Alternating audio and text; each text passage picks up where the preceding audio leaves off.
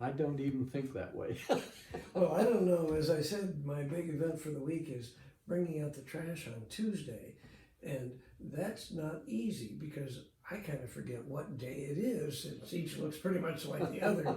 So I was describing to Jim that maybe we could go out on a weekend and go do something. But what's a weekend when every day, at least for those of us alleged to be in some form of lockdown, looks a lot like the day Wow. before?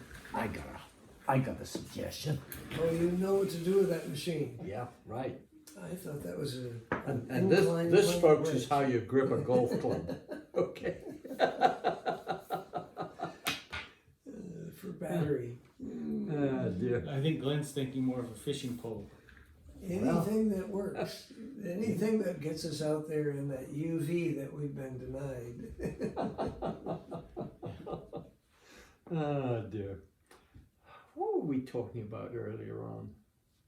We were having a good deal of fun. We were talking Yeah. about everything from John Snow and his discovery that Colorado was waterborne. Oh, we were talking about the timing of things. We were talking about coincidence or causation. Yeah. And that is, if, for example, there's a big climate change, does that mean, for example, that the vintners failed and therefore there's a wine shortage and therefore one invaded your neighbor, or that there was an epidemic of some form that followed it? And then you showed me the fascinating sequence of volcanic eruptions, since this is one day plus 40 years that Mount St. Helens blew its top, and that was the sum of all thermonuclear weaponry on Earth times 3 in just the first hours in terms of the amount of energy released.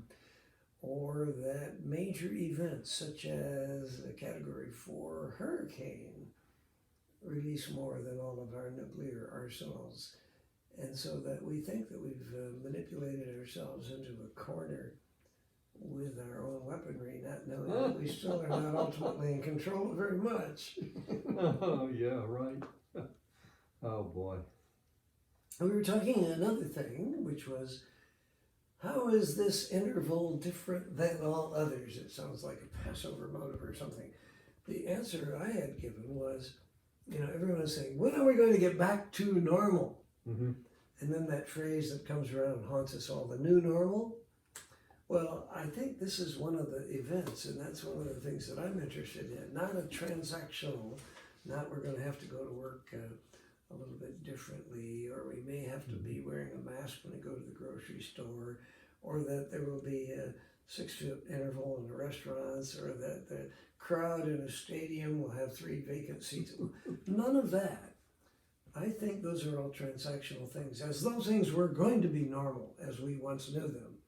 If that coronavirus is here to stay, which is more likely than not, and if it is that we now have to accommodate that as part of our environmental backdrop, then we need to think transformationally. That's my big thought about what did we learn. And if, for example, I just sent you the 110-year-old Hong Kong-born bubonic plague entering into what was then Bombay, now Mumbai, and that 10 million Indians died from that, and all the wealthy Indians immediately took sail or fled to their mountain villa or whatever, not knowing they were carrying that nasty organism with them, that we don't have any 110-year-olds around to tell us what was learned then to give us this. And our last pandemic was 1918. So that's more than 3 generations back. Right. So we don't have any institutional memory how to handle a pandemic. What it meant was at that time, we have to change our mindset. We have to be different people going forward. As opposed to, well, we make a little adjustment here, we put a plastic shield between us, we wash our hands twice as much as we once did, or those are little transactional things. We now need a transformational thought. Now people are learning off the screen because there are no in-person classes. They go to worship services online. They go to ball games by watching fast reruns. So what we need to do is no longer say, yeah, I can handle this. I'll make a. When did that flu epidemic hit? 1.5 years from 1918 forward, and that was 1919 later. It had burned itself through the susceptibles. It quenched itself. So as measles.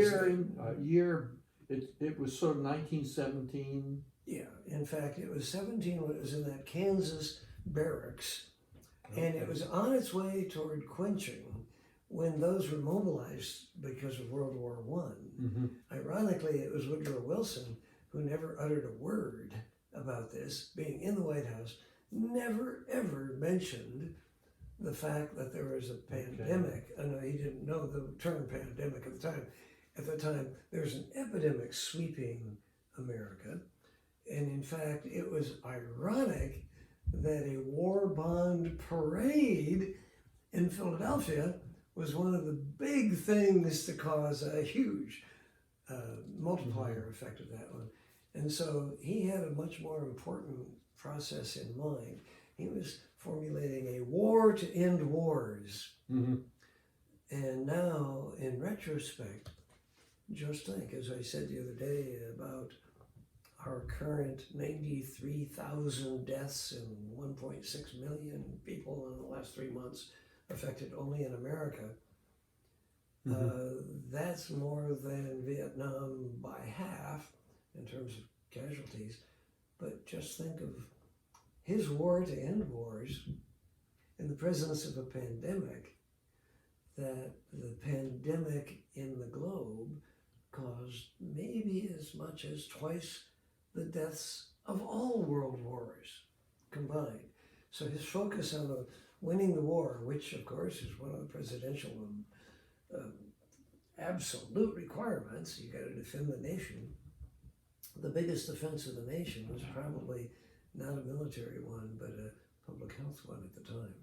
Yeah, because I'm trying to sort of relate this because I think I told you my aunt was a nurse in World War I. Exactly that. But she wasn't in the front tent line, you know. Mm-hmm. She was back in Edinburgh, the Edinburgh Infirmary, doing the training of the amputees on how to use artificial limbs. We would call her a physiatrist today, Okay. physical therapist. Physiatrist, that's a Now big that's word. the person who teaches someone who has a prosthesis. So the prosthetist fits an artificial limb, and then the physiatrist tries to make normal ADL, activities of daily living, possible for someone like that. Anyway, she was telling me that at the end, towards the end of the war, that all the men that came back and were still wounded, you know, and at risk of dying, if they caught the flu, they were automatically listed as dying of the flu and not their injuries. When you have an epidemic, then, as I had pointed out before, there are 3 lines below the cause of death, and those are the contributing causes. If you say heart failure or myocardial infarction up here, but then in that instance, the flu, or in our instance, COVID-19, after pattern recognition sets in, during major epidemics, almost everyone says, oh, another one of those. I've got the pattern now. Even those that aren't quite the same. The pattern is such that you move it up from contributing cause to cause, so that there's nobody who's dying of COVID-19, they're dying of some organ failure. Remember, we're not treating COVID-19, we're doing supportive care and all these other supporting systems one after another as they fail due to the COVID. So in fact, right now, there are lots and lots of people whose death is attributed directly to COVID-19 because everyone knows about it. For example, today, Amy Glenn, John Glenn's wife, age 100, in a nursing home in Minnesota, who is a speech therapist who had an 85% stuttering at the time of her early career, and went into speech therapy and actually helped a whole lot of people. An illustrious woman in her own right. She died today. Oh, did she? And they said of COVID-related complications, which meant that at age 100, she had a number of failing organ systems. However, the COVID tipped her over the edge.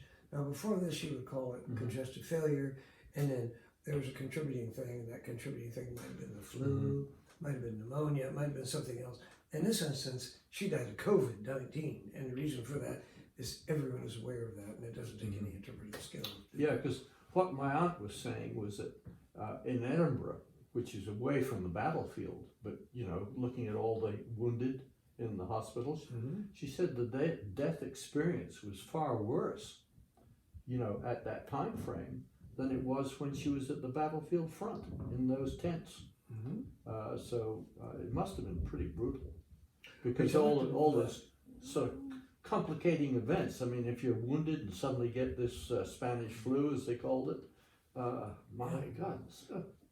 Well, remember, on the battlefield, you have a lot of open space above you. You have a whole lot of diluent of those viral particles. You are in the wild. In fact, when we were out here in the parks, that's a perfectly legitimate thing to do, to be out there without a mask. They weren't in the open air, they were in tents. No, that's what I'm saying. Now when confined, after an injury, now you no longer are wandering about taking in a fair amount of that fresh air. And in fact, now what you do is breathe that air which is by your next door neighbor on that litter and this cot and that sort of thing. So yes, it's a petri dish waiting to get contaminated. So if we get it, we're best to run outside and just... That club again. You remember that club? That's a life-saving event. Hey, you want to play golf? Well, I'll exchange that for a couple of other instruments I know how to use a little better, but nonetheless we'll do it. But this is the point of what we were talking about, that many of the things that we learn in the learning process, and the thing that can be scored in our learning, is how many new facts did you pick up today? How many skills did you jack up by 3% or something like that? Now I'm much better at this, meaning I can do it a little bit better, a little more smoothly.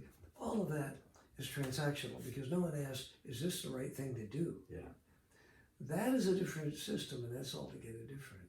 I have a prejudice about that, because what I used to say about our medical school curriculum is that I can tell you exactly how long it takes. It takes the loss of 4 birthdays. I can tell you that a surgery residency is losing 7 birthdays. And what happens during the course of that? Well, you learn something about biology. You have anatomy, and then you have biochemistry. What is your biochemistry? Well, it's 6 hours and the $1,900 per credit hour. So I can use the precision of that. We got that beat in doing agriculture, horticulture. These are the things that I say, the precision outweighs the accuracy. You can measure them, and that's the tyranny of the dismal science, because you have a number that's associated with it.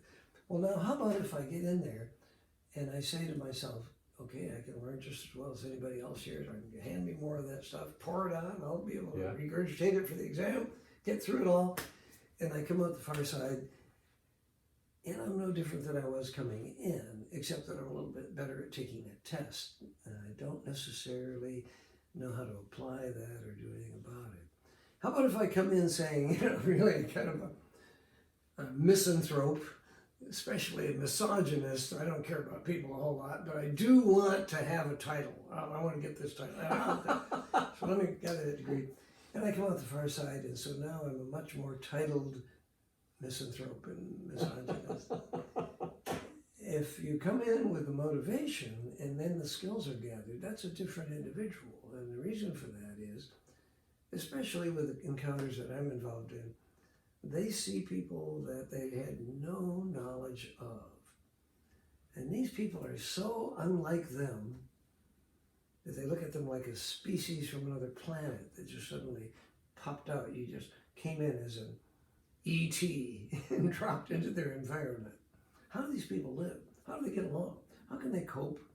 They don't have cell phones. They don't have color TV. They've never seen. How can they possibly exist without Wi-Fi? Not possible. And then learn from them how it is that they get along.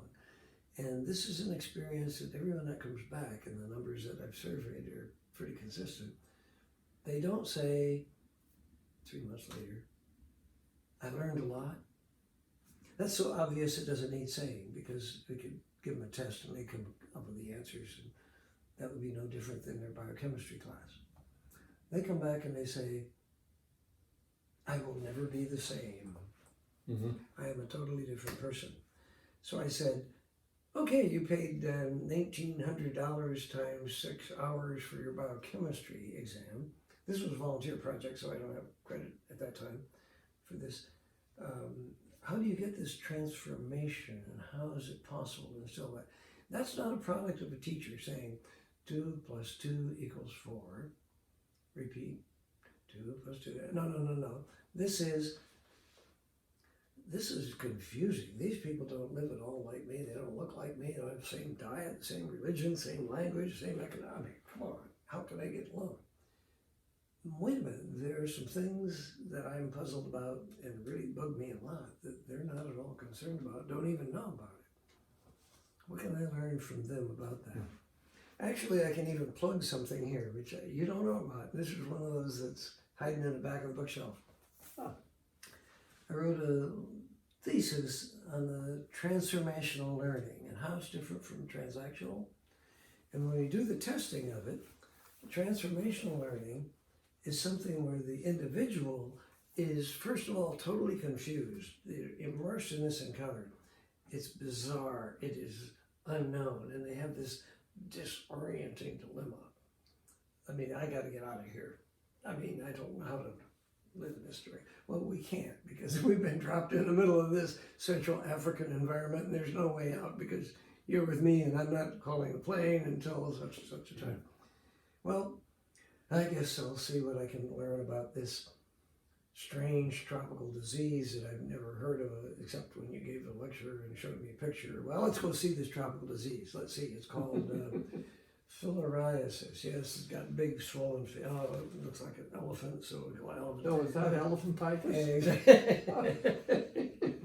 I say I have encountered elephantiasis, but I don't want to encounter elephantitis. An enraged elephant would not be my friend. So what happens is, after they see that, yep, sure enough, that's elephantitis. Oh, that's filariasis, huh? Okay. Finally, they realize that that disease didn't exist all by itself. It happens to come along inside a person. How did they get along with this? And this person will look at them.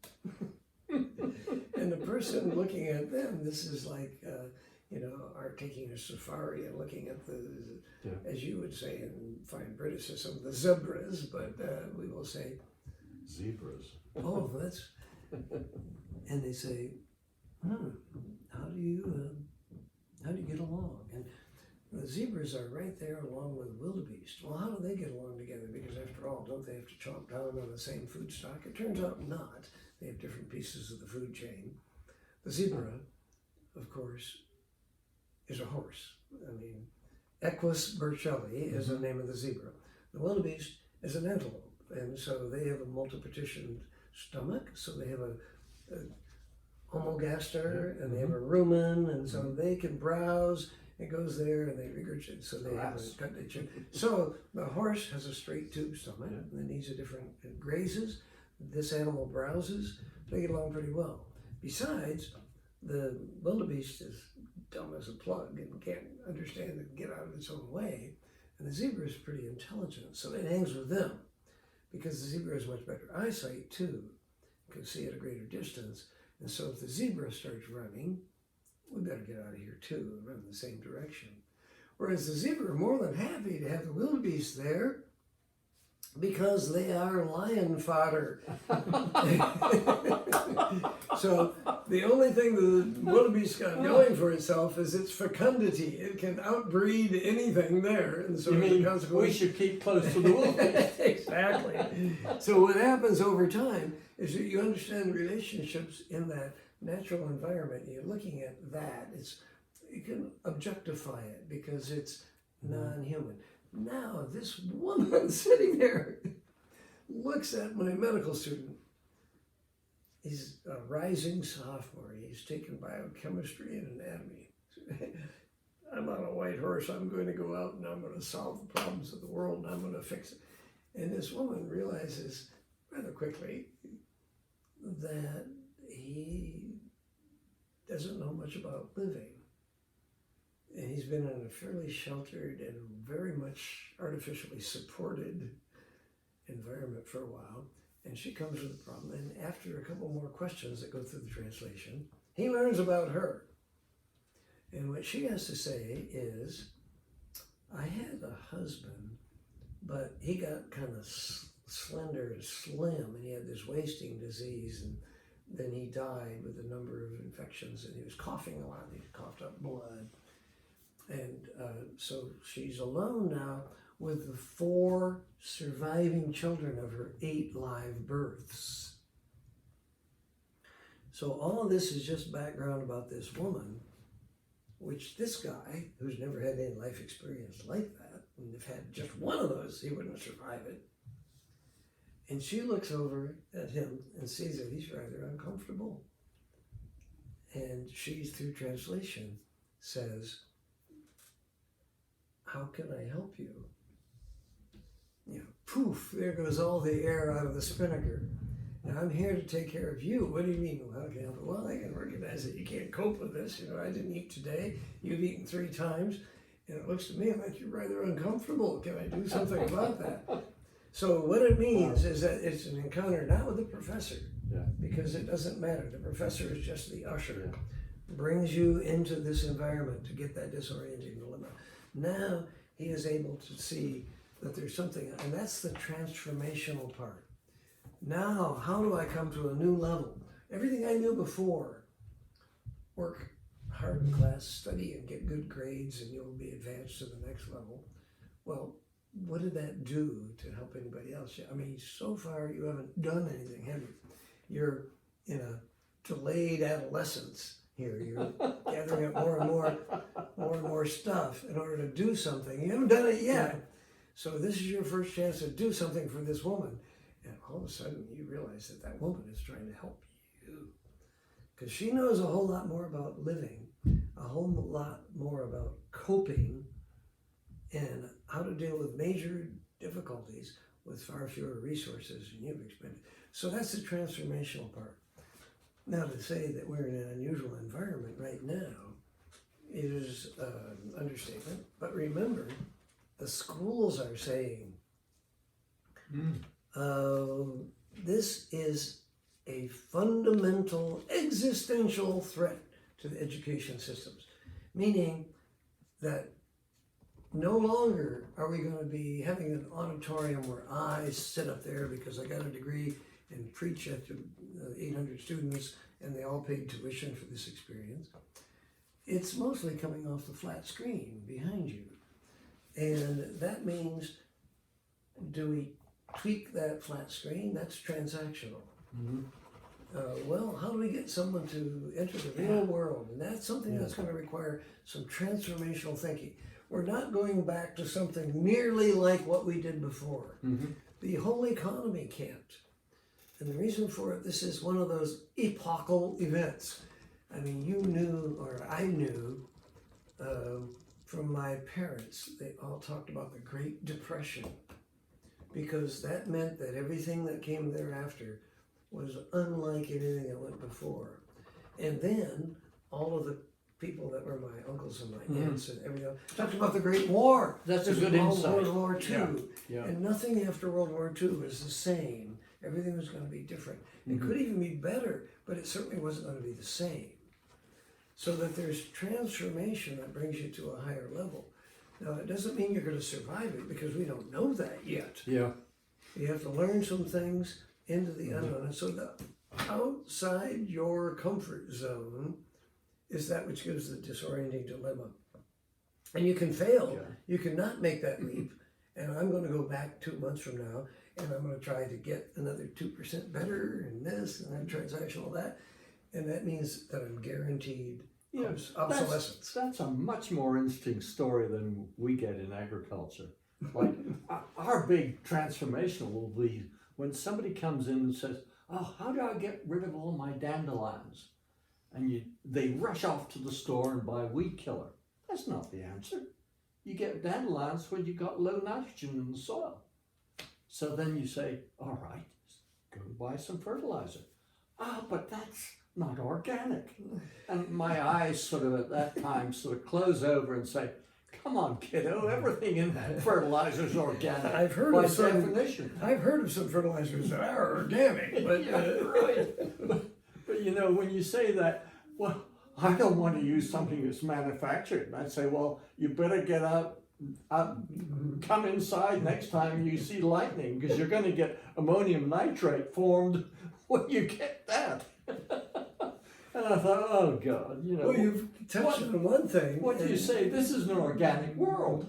Well, you looked at that nice, pretty little yellow flower, Yeah. and you said, I don't want that. I mean, eradicate it. Is that what you just said? Get rid of it. Go away. I don't want it. No. I'm just saying you don't get as much when you've got a good nutrient level in the soil. Well, my thought would be, isn't it the commensals that get along in life as opposed to someone who's going to eradicate? Because once you've eradicated, you can eradicate every other broadleaf plant or Yeah, something like that. yeah. You might do other damage.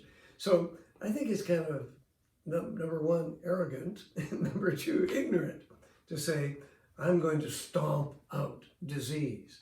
I'm going to eradicate ignorance. Or I'm going to do something or another. It's a blend of everything. And so how do you adapt and how do you get into that? It takes a different Yeah. a mindset. It's just like, you know, when suddenly somebody says, oh, I got no earthworms in my garden. What's wrong? I just say, don't you know it's pH related? You just either quit using lime or, you know, just let it go acid. I know how to solve that problem. Call me over and I'll bring my shotgun and I'll get every one of those robins. Oh, same thing.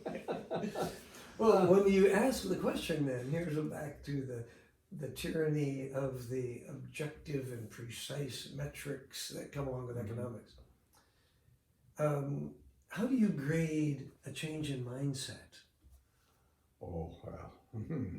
Isn't that behavior that you look at as a Yes, marker of that? Definitely. So how can we do that? Because what we really do want is not somebody who's 0.01% smarter in the multiple choice test. We want someone motivated to care, or at least to show evidence of caring. You know, I'm just writing right now about that event in Egypt, which was based on Joseph's 7 good years followed by 7 bad years. Mm-hmm. And the Egyptians at that time were very receptive to his idea that a drought was coming. And you wonder why. I mean, normally if somebody walked into your door and said there's 7 years drought coming, you'd say, oh yes. But at that particular time, it was only 50 years after a 150-year drought had occurred in Egypt. Still And in so memory. Everybody was absolutely scared of the very word drought. Mm-hmm. And so when somebody comes in and say there's another drought coming, you just panic and just say, whatever you want, we'll do. And that's exactly what happened. Well, right now, I think you could get someone to be sensitive about a volcanic eruption because for 50, 100 years, no one had any American experience of that. Mm-hmm. And now, for the first time, 40 years ago yesterday, Yeah, we had the St. experience of a significant eruption. Yeah. So that we know that it's not just somebody standing 10 kilometers away that's going to get covered in ash. Yeah. It can be the entire world that's going to have an effect of the sunlight that's blocked and the temperature decrease event. I told you I took a hike across Isle Royale in Michigan in a Michigan summerless year. Yeah. Because that was Mount Pinatubo in Philippines. I went to the Pinatubo ashfall in the Philippines and trekked on it to realize that was a long way away. It's essentially the opposite side of the globe. Mm-hmm. And it affected considerably a whole harvest year in a cycle that came in Michigan. So that was an abundant evidence that we are on spaceship Earth here and can't get too far away. So now about this 6 foot separation. I mean, yes, we can Yeah. do 6 feet of separation with 7.6 billion people on the planet. At least we can, because our density is not quite as much as it might be somewhere else. But how about those who are incarcerated, hospitalized, educational, institutionalized? They're not so likely. But then once we get to 11 billion, we're talking about the lack of space to spread them out, because we aren't going to be spreading them through the Sahara or Antarctica. Having gone through the ringer on volcanology over sort of the last million years, if one of those big ones came, can you imagine what would happen? We literally have no reserves of any food to speak of. In fact, the last time we had it, I believe it was all pretty well ended in the 50s when we stopped the grain program. Yeah, right. You know, where we stored a year, well, actually we had 2 years of supply in addition to the 1 year. So we really had 3 years of supply on hand. So that would cover us on, you know, anything but a really major event.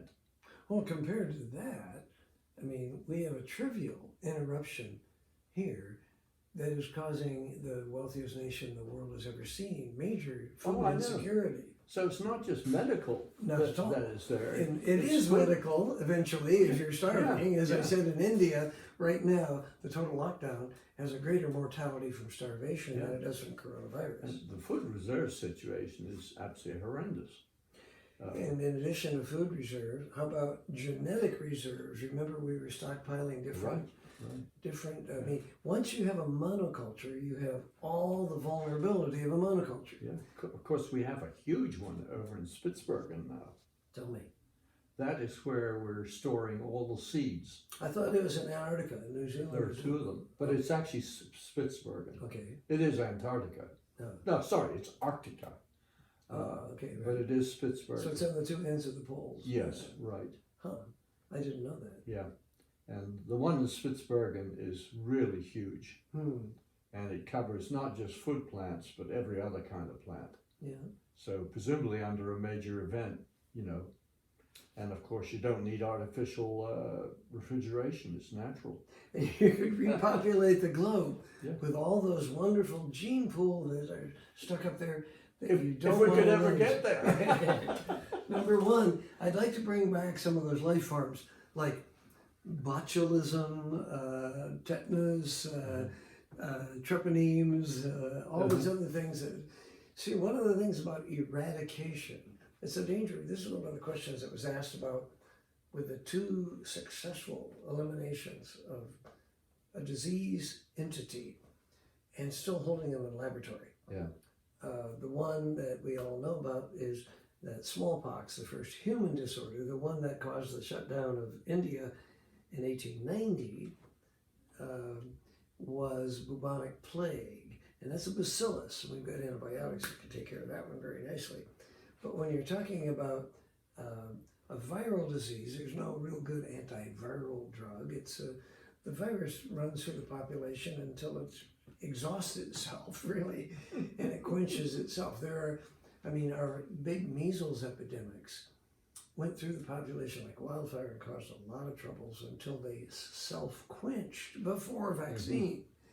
Vaccines are helpful in trying to limit morbidity, but most of the time they come around a little bit too late. And by definition, you're not going to raise a vaccine against a plague that you haven't yet heard about. I know.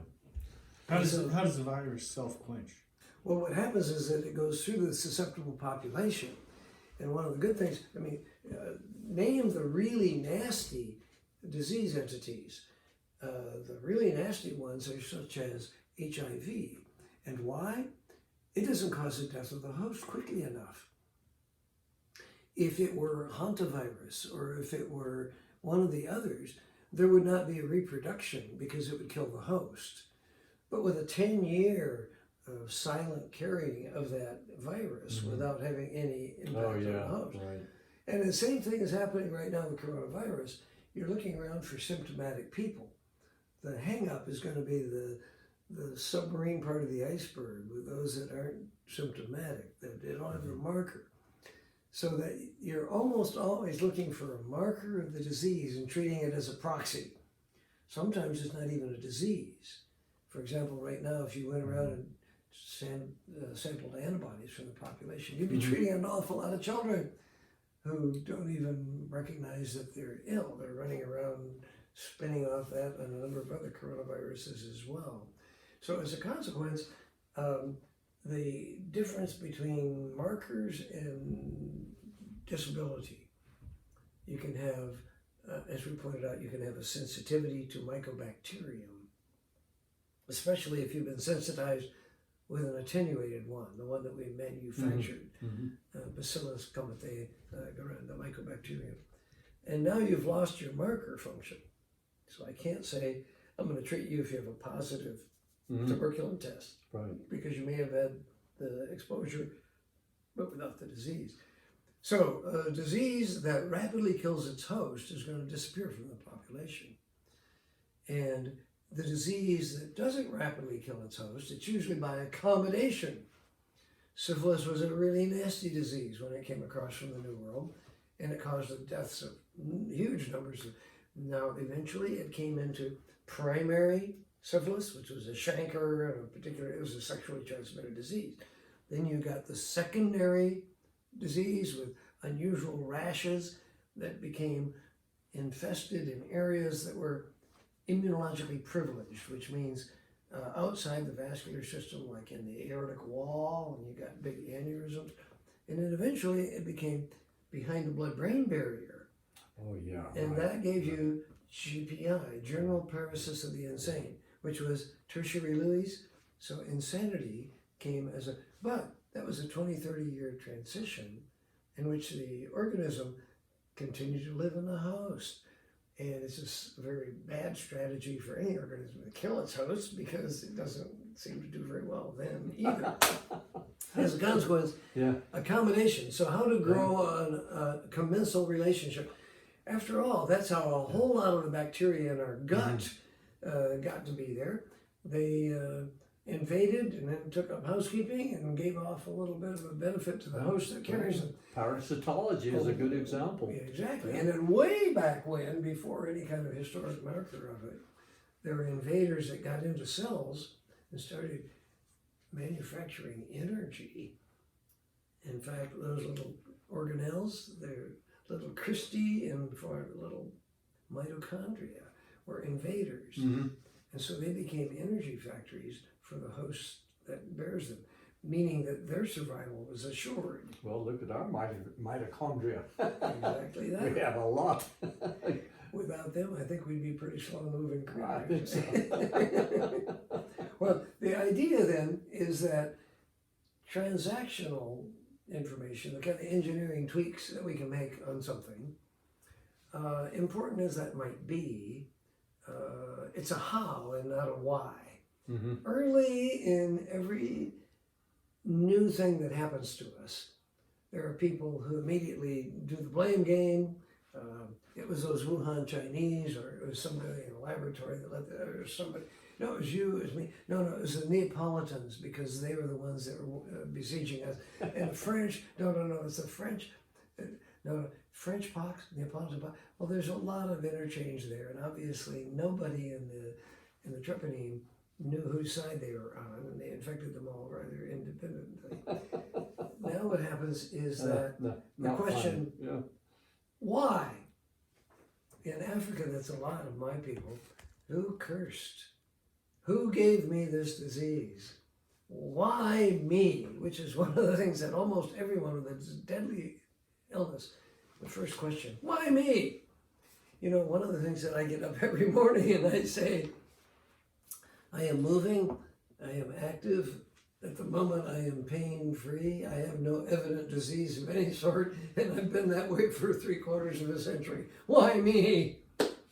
When I have a whole lot of colleagues and I have a whole lot of people much younger who did not make it this far and have done so. So is it random, or how do I assign this? And so either taking credit for or assigning blame to is one of those things. So let's get beyond that. And let's get beyond it quickly, and that's what the engineering model does. You say, You're no. just reminding me, the 23rd is coming up very soon, 88. Oh, that's right. Right indeed. Now, why me? Why me? Lucky. We've celebrated that with great celebrations, and we've recognized that others near and dear have not come along. Mm-hmm. So one of the things we can ask, after the why, we get a little bit more analytic. We say, how? Well, how was an organism, and Robert Koch said that there's an organism there, and if it's there, it's the cause of the disease, and you can prove that if you take that organism away and the disease doesn't occur, and if you take that organism, put it in someone who doesn't have the disease, they develop it.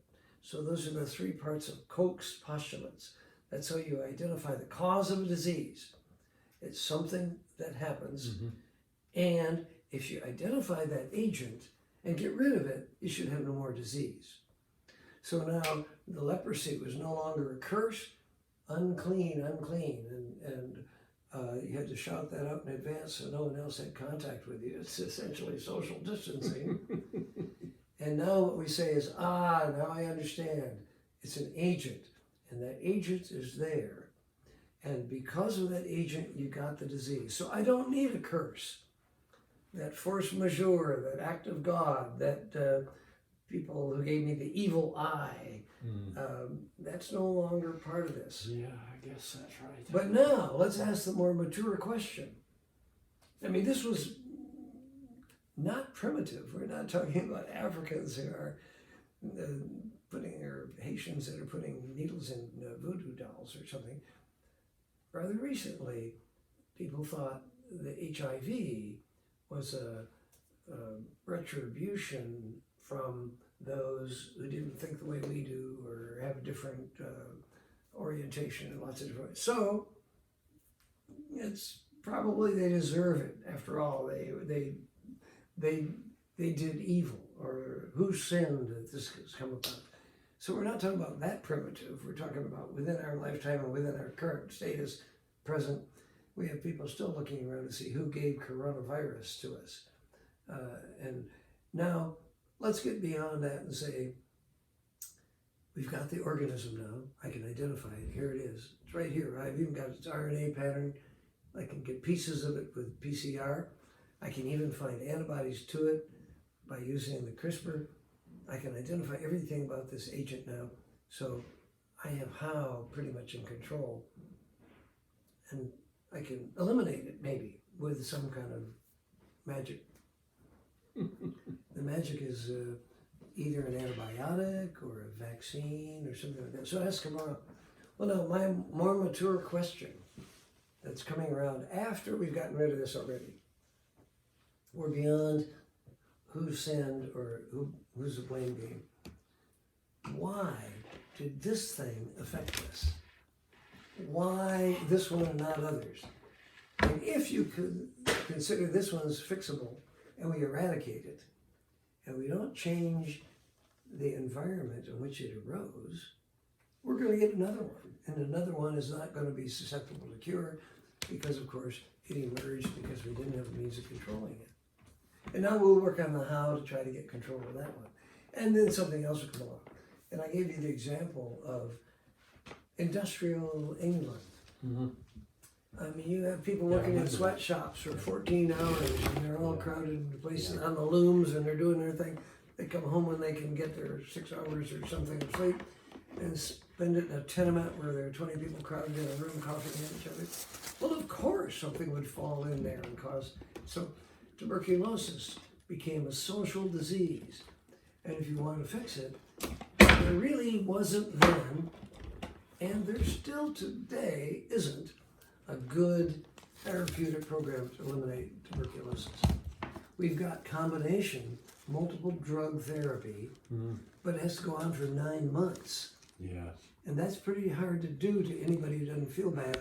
And as a consequence, we actually do what I call veterinary medicine. We do DOTS therapy. We don't say, here's a handful of pills, we want you to take a couple of these 3 times a day, every day. No. We have someone who's already been treated come around and put it in your mouth and give you the glass of water to drink. That's directly observed therapy system, DOTS therapy. So you don't comply with this therapy because someone's coming in and enforcing it, because it's not just your problem, it's the whole society's, because you might infect them. Now, because of that, DOTS therapy for tuberculosis, it was already established and in place when HIV comes along. We don't have a cure for HIV, but we have a means of suppressing it. But it has to be done by the clock. You have to set an alarm in the middle of the night to take it, so it's every 4 hours. Mm-hmm. Now, how do you do that? With the same people that are the DOTS treatment folks. You come around and have them see that you don't skip it, because then you go back into the HIV to AIDS. So you want to keep them going and suppressing the HIV for the lifelong. Now, you ask about people who are risk averse. There's one group of people I know who are extremely risk averse, that have never taken a risk in their life. They're called insurance companies. They don't take a risk, they calculate it very precisely and then add a profit margin. And so you never bet against an insurance company. Now what they're doing is saying, I'm going to accept this part, but I'm going to have an overage here. Now I know why most of my friends from school days are actuaries. That's exactly right. So the actuarial is somebody who stands around and says, we're going to have in this population X percentage of deaths. Mm-hmm. We're going to look for the excess deaths above that percentage. What we're going to try to do is maintain ourselves at actuarial plus 10%. And if what we can do is accept the fact that there's going to be a certain number of road traffic accidents, and then calculate a little margin there for our own benefit, and then charge above that, we're going to. So now there are lots of people who are living off that margin. Those who are capable of calculating it fairly carefully. Now that margin is not just actuarial in terms of the cash that you get for life insurance, or you get for accident insurance, fire insurance. Moral hazard did not come from a church. The Pope didn't decree this is a moral hazard. The moral hazard is actually a mathematic term that comes right out of the insurance industry. The likelihood that your house will burn is directly proportional to the insurance that you have on it. So now, in all of these instances where we're looking at a cure means I don't have to live wisely.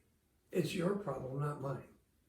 So if in fact I have my myocardial infarction, that's a signal that my physician failed. Because my health is something I've delegated to him to ensure. The fact that I might have some part to do in this is not American. I mean, I don't need to do this. I paid him to take care of this. I belong to an HMO, Health Maintenance Organization. It's their job. So it's sort of like having a contract with he Ford over here, that if something goes wrong with my car, it's really their problem, because I don't know anything about how the car works, and I can drive it any way I want, and I can forget to change oil. No, they are the ones that know when to change oil, not me. So what happens is that the moral hazard component of this is one of those things we have to consider. That yes, if we have a vaccine for coronavirus, great, we can forget all this nonsense about 6 feet. We can forget the mask. We can forget. The thing that we've just done is said, I was not transformed by this crisis. I've considered this a transactional number, and I'm waiting for someone to develop that vaccine. That vaccine is going to give me an excuse to not have learned a thing. I've wasted this crisis. Oh man, I'm afraid that's the truth. Now, given the fact that you have a 100% effective vaccine, given the fact that it's going to come around within 18 months, that means we got a long hiatus here of 1.5 years of sitting around in isolation until it happens, and we can't do that. That's not possible economically. We should get used to some aspects of wise living. In fact, it's not even possible from a food point of view. That's correct. So there are many things going to stop that. Yes. And it's going to stop rationally or rather irrationally. Well, that's the concern. And if I know you have a closet here with some fairly substantial food stock, it's a little bit like everybody else in my neighborhood knowing that Giant had toilet paper. All I know is, forget you, I'm going to get mine. And so now I have to do something because I've got toilet paper at home. Don't let anybody else know this because you and I are friends, but no one else should know about it. Because I have toilet paper at home, let's you and me go over to the gun store. Mm-hmm. Because I have to now spend a fair amount of my energy and resources defending my toilet paper hoard. So, yes, if you've got food, and I know that, you've got to do something about maintaining it. So, all of this is once again down to transactional. We haven't learned enough. Mm-hmm. And the transformational learning makes it a whole new world for us. Why is that whole new world so hard to see in advance? Of course I can't see it in advance because the circumstances didn't let me into that disorienting dilemma. And how to get out of that was not something that was preordained. We had to a little trial and error to find our way through it. But we had to be open to the possibility that the life that we had lived was not a steady state, sustainable by minimal energy input. And perhaps that was an artificial, quite synthetic lifestyle, especially when viewed globally, because there are not too many folk who have this as an environment that they can control. In fact, many of them can't control, as you pointed out, their food stock or their water supply. Mm-hmm. And so when we say we failed in understanding this, that comes from the clamor for a cure. Come on now, give me more ventilators. I absolutely need more ventilators. We've already established that's halfway technology, where there's no treatment for this disease. You're trying to buy time for something to happen, and what that something to happen, we don't quite know yet, but at least the ventilator is not the answer, but it's the most urgent one, and that we can fix. Yeah. That's where philosophically I just shake my head, because if you think about a lot of medical issues, which, we're putting pretty high priority on them, they are something that you can buy time, because that's really what a lot of the treatment we do today is. It's just the only buying product time. we've got. Yeah. Well, if you think about it, with food, you can't buy time because you bloody well starve. How about those 350,000 hogs that are sitting there? I mean, the fact is, This is insanity. You can't put them on a rack and say, we'll get to you in the fall. And that's, the bottleneck is there. They've got a 7-day transit time. And within that day, you have to have them, they're going to be, as they now say, euthanized. Well, that could be euthanized and handed out in pork chops and bacon and other things like that as well. So the answer to the transactional thing is, come on now, give me a fix for this or give me a fix for that.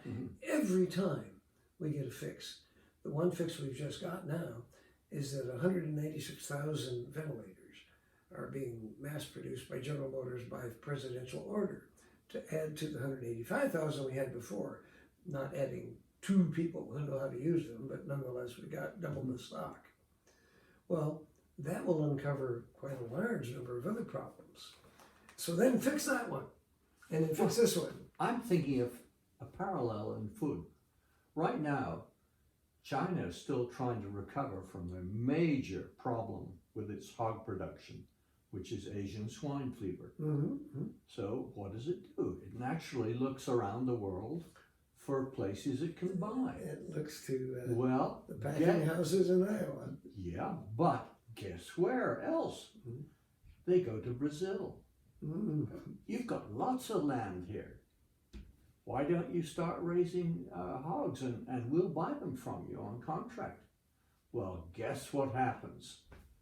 they say, oh my goodness, here's an opportunity to make money.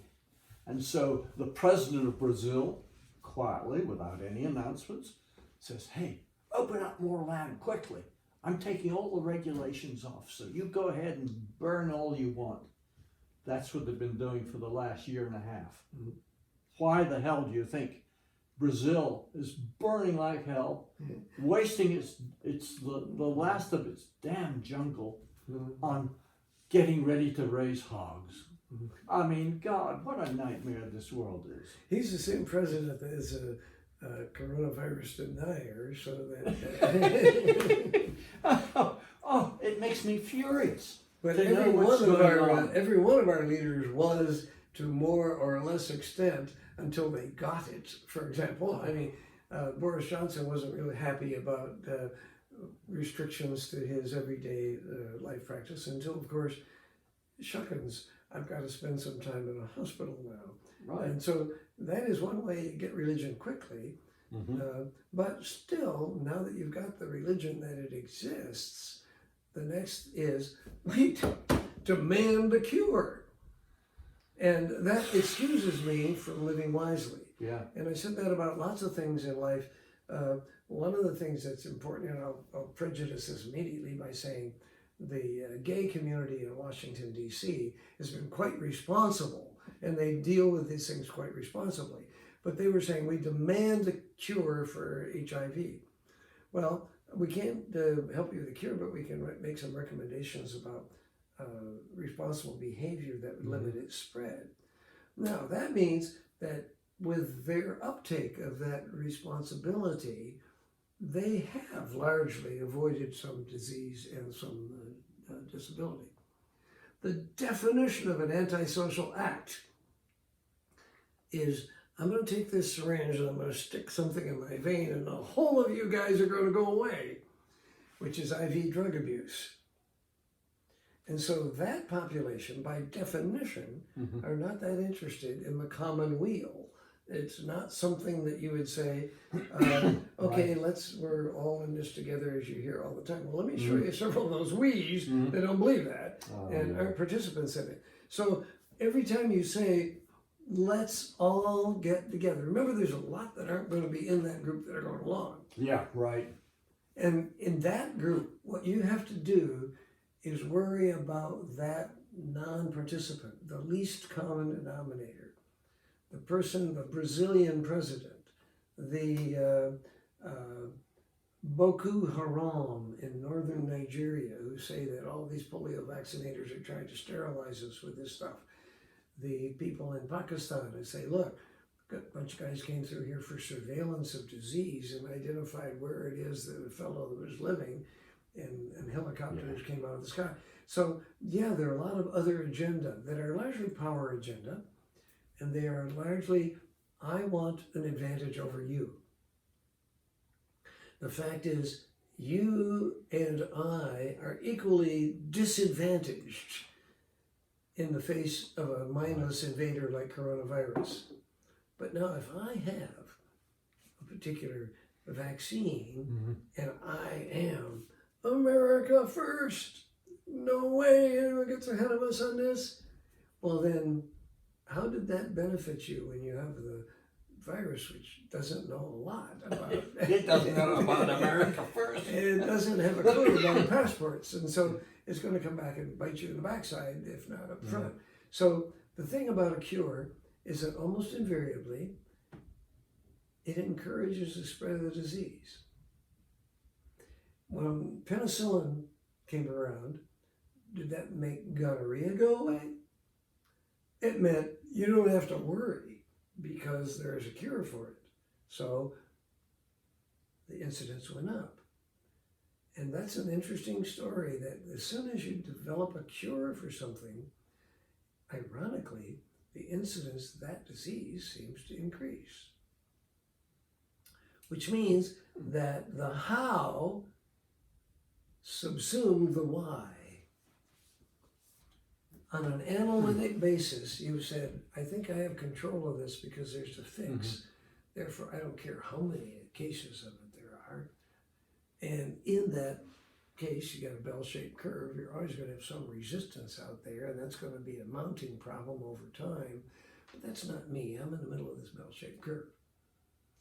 So that the hows that are the focus of everyone's attention on stomp out this, be it a political belief or a disease or anything that's something inconvenient to me, or eradicate, pull out from the root everything that I don't happen to like. You know, that dandelion. Dandelion greens might be a food stock in the future. I'm not so sure we ought to eradicate it. I say the same thing about the stock, getting back to a question we asked, which I have an opinion about. Fort Detrick, we have some very nasty organisms that are locked up because they could be weaponized. Well, eradicate it, get rid of them. In London and 3 other places that I'm aware of, there have been little laboratory accidents with those things that we've already eradicated. Smallpox is history, except in a couple of laboratory incidents. Solve that, get rid of them. Just eradicate. No longer do we have any smallpox. Well, what happens if the next cowpox comes along and turns into a virulent, or now we haven't got any way to combat it? So the gene pools that we're trying to eradicate might actually turn out to be quite helpful to us in the future. It's a bit like saying, you know, no one's using that much, let's, for the sake of argument, say barley. We need better wheat germplasm, but then suddenly there's a wheat smut and wipes it all out. We're going to have to learn to like barley a lot until that has been overcome. So eradicating life forms is a pretty short-sighted life experience. They might be our mitochondria of the future. They might be the gut flora that keep us from being vitamin K deficient. And I'm not saying, as one of my colleagues, I took a student with me in the Uganda missions. A vegetarian, harm no living thing, a fellow that was pretty convinced of this and lived it as well as just espoused it verbally.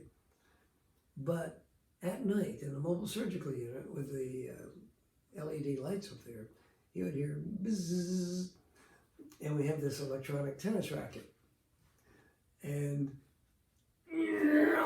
zap, and zap. He was going around and he would identify the mosquitoes and kill them. It was the most satisfying sound to him. Zap, and then I killed another. I said, now here you are, fellow who admires all life. You're the Albert Schweitzer of this mission. You don't want to step on an ant. You're like a Jane in India. And you've got bloodlust here. You're running around vaporizing mosquitoes. He said, no. Mosquitoes are pure evil.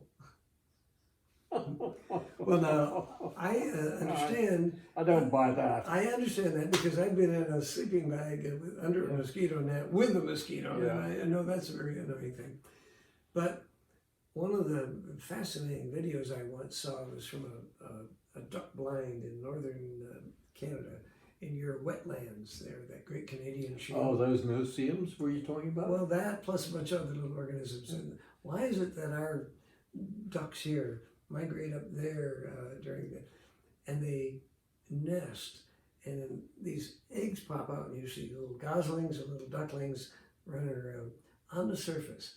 As the hatch from the pupa of the mosquito comes on up, and you see them go, I mean, they were pulling in kilograms of mosquitoes, and that was the big reason for their actually being there, because it's a nutrient for the young.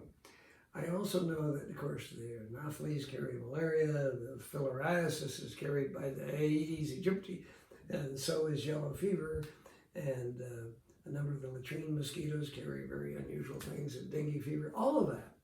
I understand that.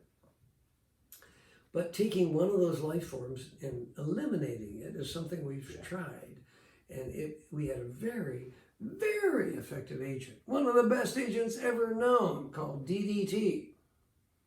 And it is really good because it's residual. It stays there for years. You can paint over it, it still works. But it happened to have a food chain result that was pretty dramatic, as the bird life and other things. Yeah. Silent Spring, Rachel Carson, who, by the way, lived right here in Maryland. And I ran by her house on the trail the other day, and there's a little note that this is where Rachel Carson lived. So those are remarkable insights. That was transformational. Yeah. Now, making a better DDT would be transactional, because the lesson learned there that changed our perspective entirely was the sort of thing that I am seeking with medical care. And I don't want to say at the end of the day when we come back from like biochemistry, I learned the Krebs cycle. My, that was fascinating, and now I can score well on that test. Yeah. Well, how many life-changing events have you had in biochemistry class? 100% of the people who are encountering the other and realizing that the other have something to contribute to us, as well as we doing something intentional out there, don't recognize how much is coming in our direction. That every one of them says, oh, we went to give, but we got so much more in return. I mean, that's almost as cliched as our current status with all the, we are all in this together, flatten the curve, and the new normal. All of those catchphrases that came along, which we didn't invent, but seem to be mouthed as though they are a given. We don't understand the new normal. We're not there yet. What is new won't be normal because it's going to be unlike that which we've had before. So that the university sent me a memo, the Board of Trustees, yesterday, that this pandemic is a fundamental existential threat to higher education, and that we cannot assume that anything we do from henceforth will be like that which we had a semester ago. Because at present, we can't even get together and have an instructional one-to-one, person-to-person. Well, not only that, if you don't mind me saying so, they're on the wrong side of the cost curve. For sure. I mean, come on, they're heading for self-extinction. And I said, you know, isn't it wonderful now we can get it all from a screen? Don't count on the fact that tuition is going to change in a downward direction. Tuition is going to increase because we still have faculty to pay, and now we have a technology layer to pay for. So $68,000 is an undergraduate bill for tuition. I don't see how anyone, if I were a high school student right now, I'd look at that as an insurmountable hurdle. Yeah, just say, come on, this is nonsense. Well, it's not just nonsense, but think of the alternatives. That would be transformational. I could have an education bountiful, bigger than that which the university provides. Because the hurdle here, the barrier, is not my intelligence, not my ability to work and my effort that I can put on out, but because of an economic burden that's unsustainable by anyone. If you don't mind carrying on for just a second, I'm going to dash out for just a minute. I think we can carry it on and carry it out. That would be just as good.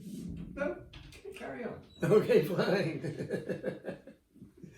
I was not expecting the monologue at this point. This is a conversation after all.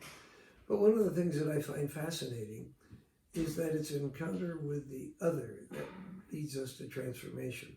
So if I were sitting here and spinning out of my own head some ramifications of one idea or another, it would be largely transactional. It would be more like that which I know than like something I'd never thought of before.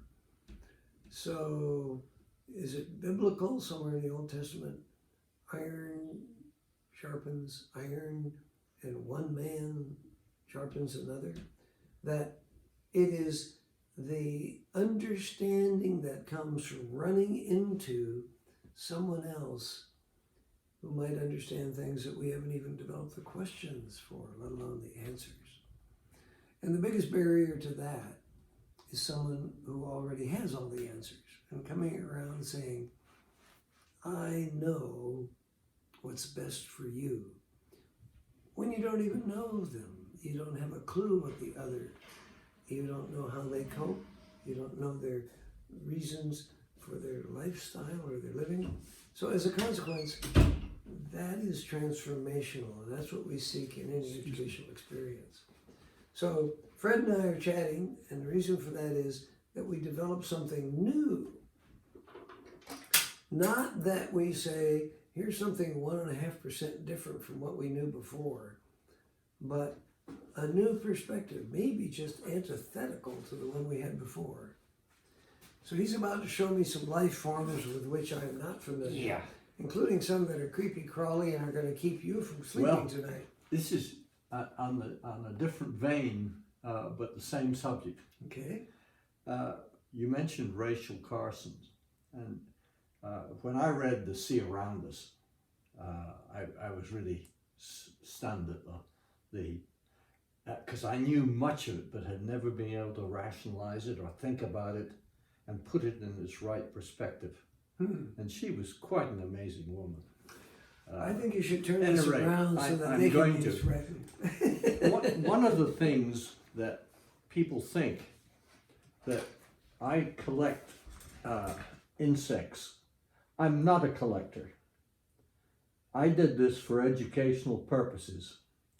And what I need to show is that these are, if you can believe it, dung beetles. Although they get fancy names because countries and people like to think of them as, unusual insects like Hercules beetle, things like that. Or they're named after another species like rhinoceros. Right, rhinoceros. Anyway, these little animals here, what they do is very few people seem to know or understand anything about these insects. And I'm constantly amazed at it. But these little devils, they run around the jungle floors, and this particular group come from Malaysia. They get up on their forelegs, and with their hind legs, they do a little pill rolling, shall we say. Yes. And what they do is they go to the droppings, and the bigger the beetle, the bigger the droppings, or vice versa. That's how the big boys get to do it, because they're doing it to the big animals, all right, such as elephants. I love elephant dung. It's got, and that, elephants are so inefficient that they create a huge nutrient bonus. Anyway, when you think about these little devils, here they are rolling this dung, and you say, to where? Nobody seemed to understand. And I got these by digging down 5 feet. You were in silage. And found them. They dig that deep with that dung, and they are the most magnificent makers of soil that you can find. So not only do they clean up the floor and do a magnificent job of it, they are putting it down deep and turning over the soil, and it just makes perfect soil for jungles. And not only that, it allows the water to seep in too. So when you suddenly say, and I've got a collection here of different sizes, it really covers pretty well every type of animal, including, and I know people don't like to think about this, humans. Because humans, for example, in the land of Indonesia, where do you think all humans go to the bathroom? They go into the jungle, or did until very recently. Well, that's how the dung was taken down, and they are called, I call these the sanitary animals of the world. So what is happening in our modern world? These little devils are on their way out. Because guess what? The hunger in the developing world is so great that they've fallen in love with eating the maggots. And so these maggots here for these types of beetles are like about finger length. And people love them. they eat them. And so suddenly they're disappearing. And they are actually a pretty alarming faction, because they are what I call the sanitary scavengers, as sort of part of the insect world. And it just happens, I've got beetles here, but there are other kinds of insects doing the same job. And there are even animals who will go around and eat. But they tend to eat more of the dead animals.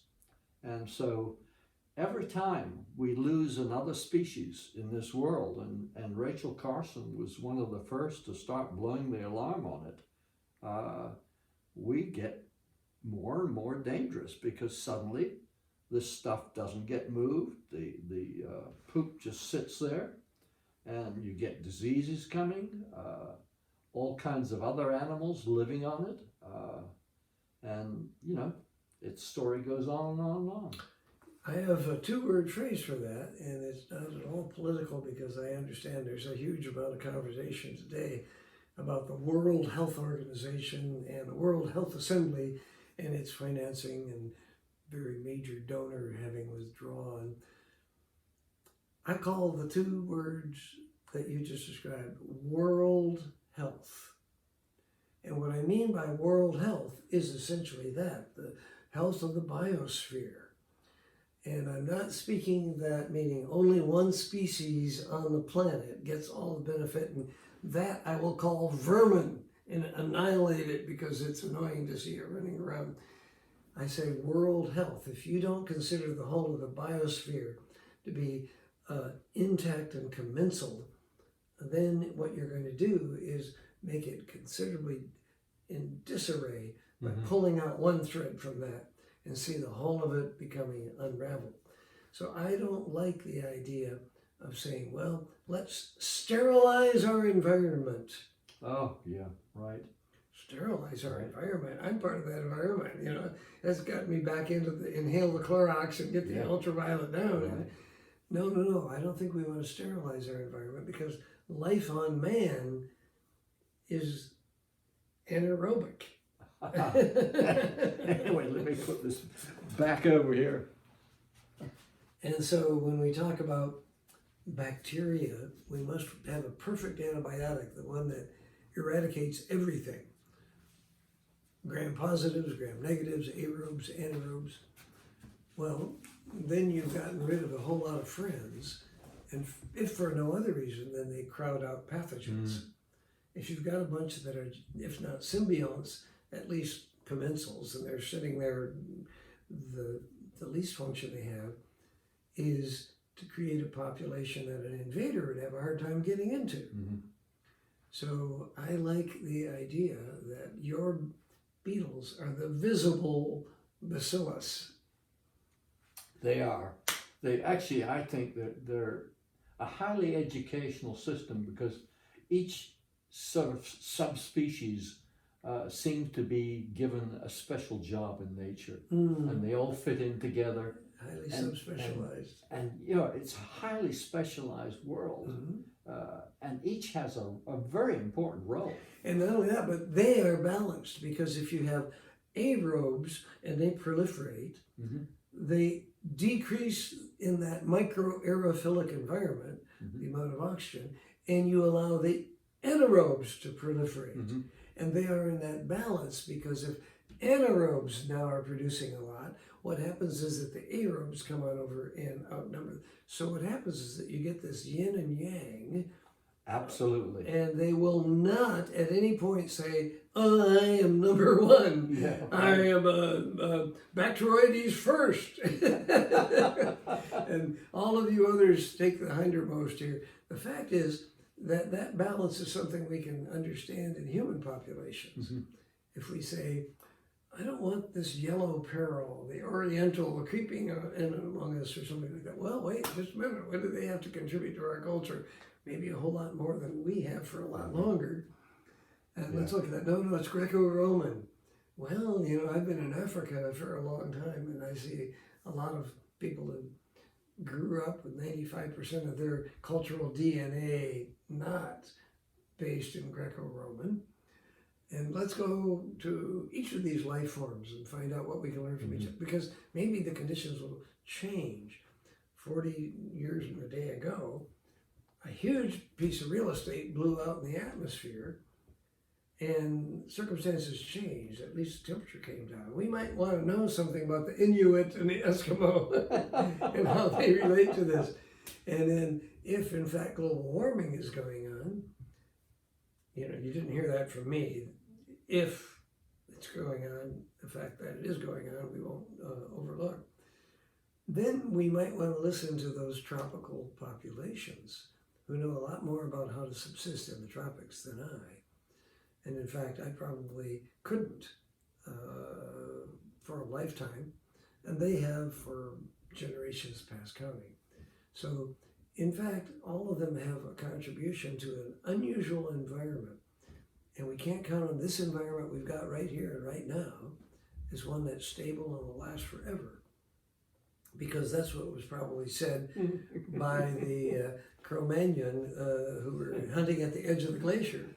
Well, I'm sorry to say, everybody, that we average an ice age every 100,000 years, and it's been going on for the last 5 million. So that's 50.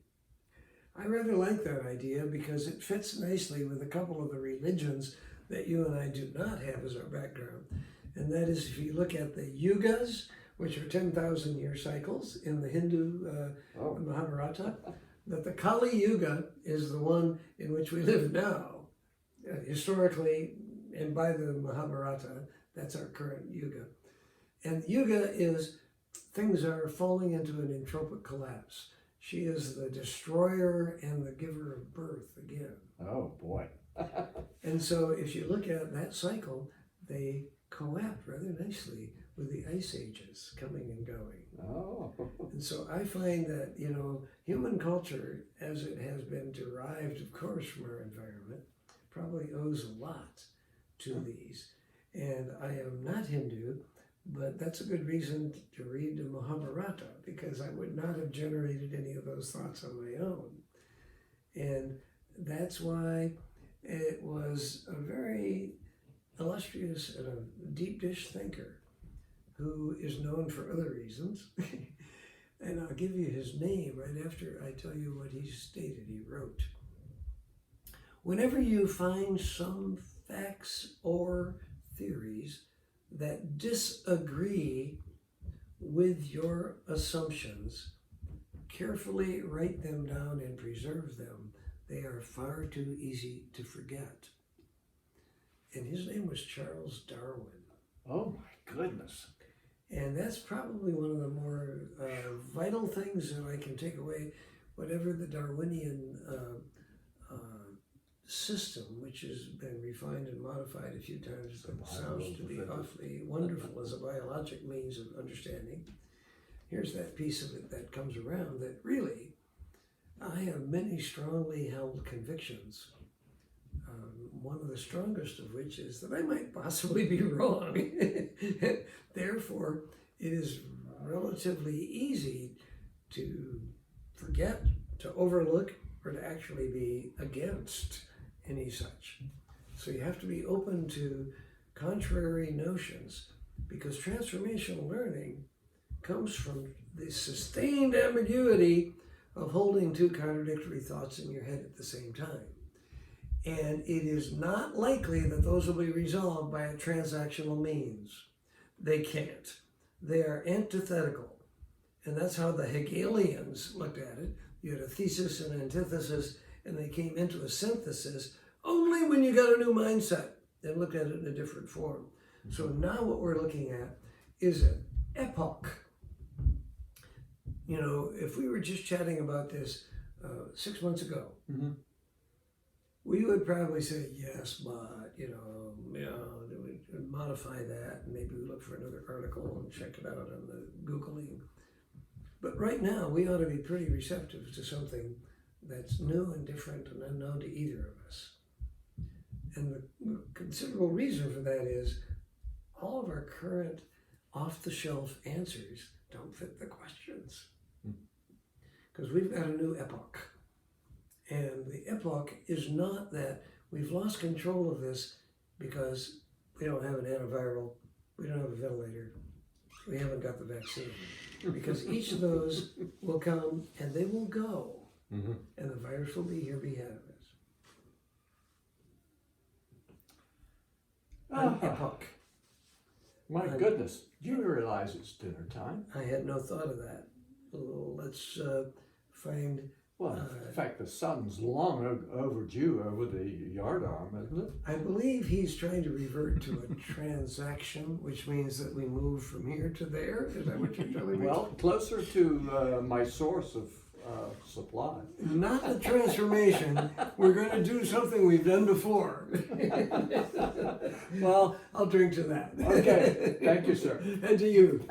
And tonight, everybody, thank you for watching, and may your lum reek, or whatever toast we want to give. May your long reek.